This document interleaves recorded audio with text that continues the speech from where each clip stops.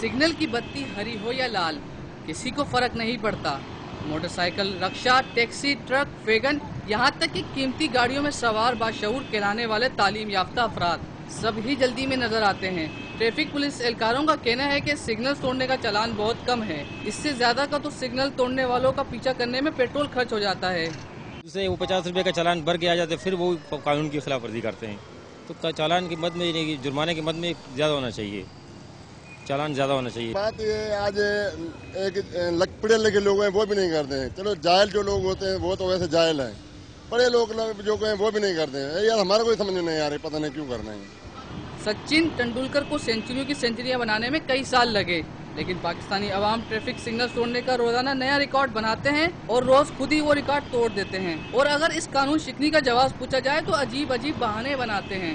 20 minute का फासला मेरा ऑफिस का, तो मैं 15 मिनट पहले निकलता हूँ। 5 मिनट जो है मैं अपने रोड पे कवर करता हूँ। भागम दौड़ी, इसको कट मार, इधर कट मार, सिग्नल तोड़। सीधी सी बात है, पैसे लेते हैं 50 रुपए दो, चले आओ, खत्म। करना क्या है, बस अपनी धुन में मस्त है। यानी कि बस पढ़ लिया है, लेकिन हमें चलना कैसे ये किसी को नहीं पता।